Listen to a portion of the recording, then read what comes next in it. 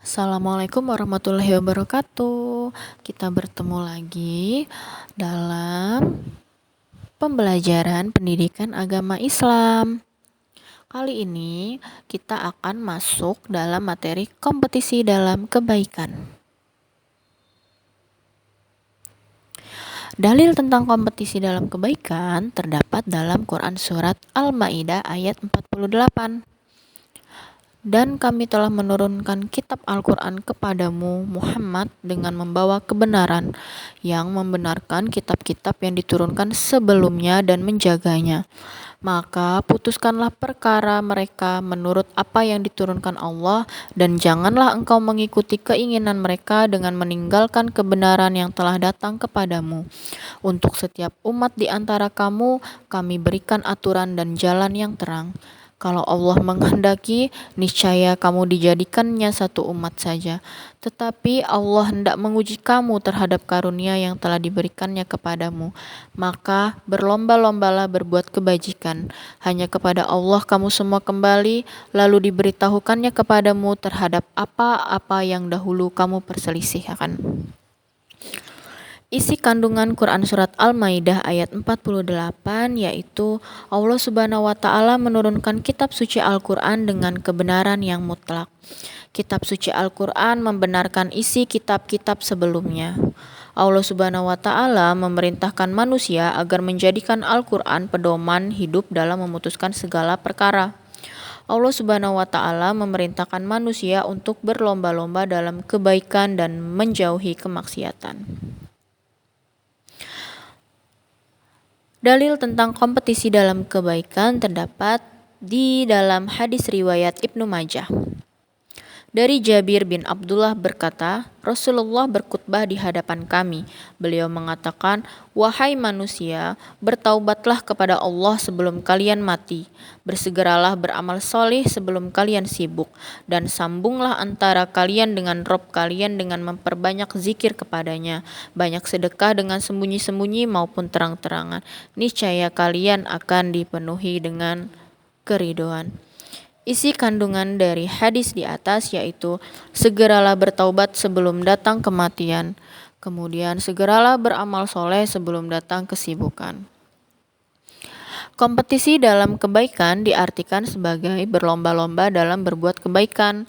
Di dalam Al-Quran hal ini disebut fastabiqul khairat.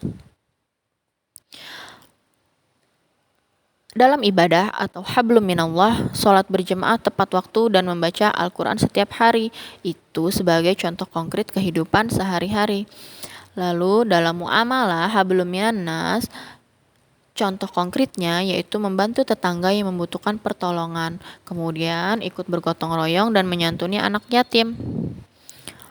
Berkompetisi dalam kebaikan, hal-hal yang perlu diperhatikan yang pertama yaitu memegang teguh syariat Islam, kemudian dilakukan dengan ikhlas hanya mengharapkan ridho dari Allah Subhanahu wa Ta'ala, dan tidak boleh menunda kebaikan. Apa sih manfaat dari berkompetisi dalam kebaikan? Manfaatnya ada dong. Yang pertama, menjadikan waktu lebih bermanfaat dan energi tersalurkan untuk kegiatan positif. Dapat saling memotivasi dan membentuk lingkungan yang istiqomah dalam berbuat kebaikan, mendorong untuk menjadi hamba yang beruntung. Gimana sih cara menerapkan kompetisi dalam kebaikan? Yang pertama, selalu memaksakan diri untuk terbiasa berbuat baik sejak dini. Kemudian memperdalam pengetahuan tentang Islam, berteman dengan orang-orang yang berjiwa fastabiqul khairats, dan memahami manfaat berjiwa fastabiqul khairats. Kita masuk ke materi submateri etos kerja. Dalil etos kerja terdapat dalam Quran Surat At-Taubah ayat 105. Dan katakanlah, bekerjalah kamu, maka Allah akan melihat pekerjaanmu. Begitu juga Rasulnya dan orang-orang mukmin. Dan kamu akan dikembalikan kepada Allah yang mengetahui yang gaib dan yang nyata. Lalu diberitakannya kepada kamu apa yang telah kamu kerjakan. Isi kandungan Quran Surat At-Taubah ayat 105 yaitu bekerja dan beramal harus berkualitas. Lalu yang kedua, jenis pekerjaan dan amal yang dilakukan manusia sesuai bakat dan kemampuannya. Manusia harus menjauhkan diri dari sikap malas dan menyia-nyiakan waktu. Beramal harus dilakukan secara ikhlas agar menjadi manfaat. Apa sih etos kerja itu? Etos kerja dapat diartikan sebagai kerja keras. Menurut KBBI, etos kerja adalah semangat kerja yang menjadi ciri khas dan keyakinan seseorang atau suatu kelompok. Karakteristik orang yang memiliki etos kerja: yang pertama, memiliki sikap yang disiplin. Lalu yang kedua, selalu menghargai waktu. Yang ketiga, memiliki inisiatif. Yang keempat, bertanggung jawab dalam bekerja. Dan yang kelima, memiliki dedikasi tinggi untuk pekerjaan. Kenapa sih etos kerja itu penting? Nah, yang pertama, Islam memerintahkan umatnya untuk bekerja keras. Umat Islam yang kuat secara ekonomi lebih dicintai Allah Subhanahu wa taala karena dapat memberi keleluasaan untuk beramal dan menyelamatkan bangsanya. Lalu apa saja manfaat dari etos kerja? Manfaat dari etos kerja, kita bisa memperoleh hasil kerja yang maksimal, kita bisa menciptakan lingkungan kerja yang positif, menjadi umat Islam yang kuat secara ekonomi, dan dapat menjaga iman dan dicintai Allah Subhanahu wa taala dan Rasul-Nya. Bagaimana cara menumbuhkan etos kerja? Ya, seperti tadi, menghargai waktu, punya komitmen, memiliki kejujuran, konsisten, bekerja dengan ikhlas dan bersyukur, bekerja dengan rasa penuh tanggung jawab, dan bekerja dengan tekun. Penerapan kompetisi dalam kebaikan dan etos kerja dalam kehidupan sehari-hari. Gimana sih?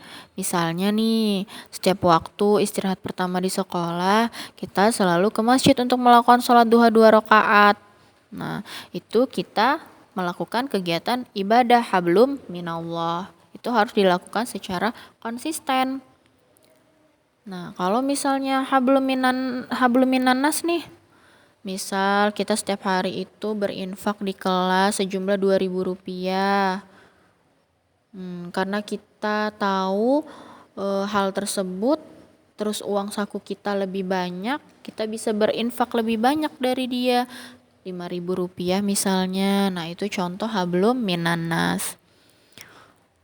Apa etos kerja yang dapat diterapkan kita sebagai pelajar?